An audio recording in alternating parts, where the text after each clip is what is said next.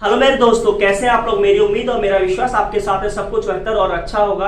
आज का जो टॉपिक है बहुत इंपॉर्टेंट है। काफी ऐसा सवाल होना भी चाहिए कि जब हम लोग विदेश जाते हैं जहां पर हमारे को 1 साल या 2 साल का वीजा मिलता है, क्या उसके बाद एक्सटेंशन कैसे मिलेगा, किसको अप्रोच करनी पड़ेगी। क्योंकि हमें जब 2 साल का वीजा मिलता है, अगर हम आगे भी काम करना चाहें तो हम उस वीजे को कैसे बढ़ा सकते हैं, क्या सेल्फ एप्लीकेशन कर सकते हैं, क्या एम्प्लॉयर द्वारा होगा, सारा बताने वाला हूं। तो मेरी आपसे रिक्वेस्ट है, अगर आप चैनल पर पहली बार आए, पहली बार देख रहे हैं, YouTube की रिकमेंडेशन से ये चैनल देखा है, लाइक से सब्सक्राइब द चैनल। और हाँ भाई, अगर आप सिंगापुर, मलेशिया जाना चाहते हैं, पोलैंड जाना चाहते हैं, यूरोप की कुछ ऐसी कंट्रीज में जाना चाहते हैं जहां पर आपको 80,000 से 1 लाख रुपए की सैलरी आराम से मिल जाती है, ओमान, कतार, दुबई जाना चाहते हैं जहां पर एजेंसी चार्ज थोड़े कम होते हैं कंपेयर टू पोलैंड और सिंगापुर से, तो एजेंसीज की जो डिटेल्स है मैंने अपने चैनल की वीडियोस में डाल रखी है। उस एजेंसीज का जो सोशल प्लेटफॉर्म है, यूट्यूब, इंस्टाग्राम, फेसबुक, आप उनसे जुड़ सकते हैं। उनके पर्टिकुलर ऑफिस है, उनसे आप कीप इन टच में रह सकते हैं। जैसे ही उनके पास वैकेंसीज रहती हैं, आप उनकी एलिजिबिलिटी जो आपके लिए उनके क्राइटेरिया से मिलती है, तो आपको फ्यूचर में जॉब्स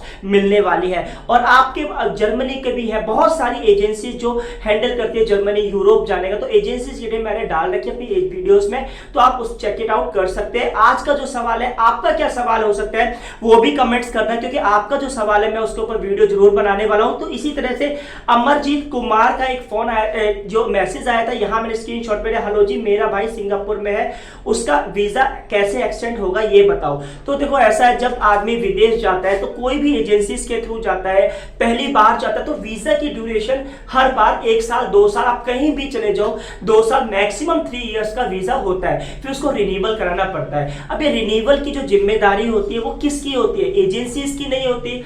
अगर हम, जैसे मैं ही हूं, अगर मैं किसी कंट्री में काम करने के लिए जा रहा हूं एज नई कंपनी में एज अ एम्प्लॉय, और एम्प्लॉयर को मेरे काम पसंद आएगा या नहीं आए, तो वीजा एक्सटेंशन किस पर डिपेंड करता है, हम इस पर भी बात करेंगे। और क्या प्रोसेस रहता है इस पर भी बात करेंगे। तो सबसे पहले करते हैं एक नॉर्मल चीज समझने की बात करते हैं। जब हम किसी एम्प्लॉयर के काम करते हैं तो एम्प्लॉयर जो है वो आपकी परफॉर्मेंस देखता है कि आगे जाके इसको काम देना है या नहीं। आप छोटे लेवल पर भी देखोगे, जब आपके पास छोटी सी फैक्ट्री है, छोटी सी कंपनी है, आपने किसी को एम्प्लॉय को हायर करा, अगर वो प्रोडक्टिव नहीं है तो आपका कोई भी, आप उसे पसंद नहीं करेंगे। इवन इन इंडिया में भी ऐसा ही होता है कि आपने कोई कंपनी खोली, आपने काम करने वाले बंदे रखे, अगर वो काम नहीं ढंग से कर पा रहे हैं तो आप 1 या 2 महीने के बाद बोल सकते हो कि हमें आपकी जरूरत नहीं है।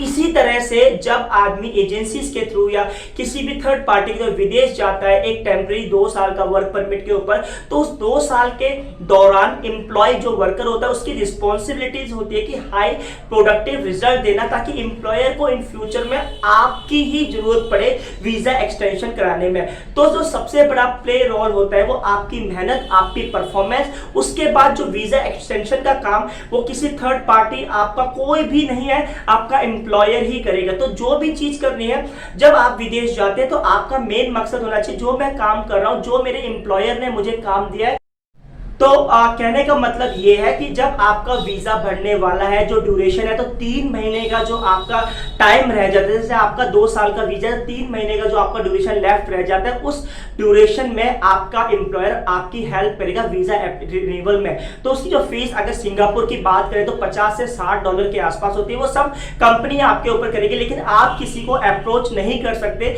आप रिक्वेस्ट कर सकते कि मेरा वीजा, वैसे एम्प्लॉयर्स को पता रहता है आपका वीजा खत्म होने वाला है, वो आपका एम्प्लॉयर बढ़ाता है, लेकिन वो एम्प्लॉयर आपका तभी आपको हायर करेगा तब आपकी परफॉर्मेंस की जो पास्ट की है। तो ये चीजें, और वीजा एक्सटेंशन में कोई सर्विस चार्ज वगैरह कुछ नहीं होते, किसी का रोल नहीं होता, ओनली एक ही रोल होता है, वो है एम्प्लॉयर का। आई होप सो वीडियो अच्छी लगी होगी। वीडियो अच्छी लगे लाइक से subscribe. Thank you for watching this video.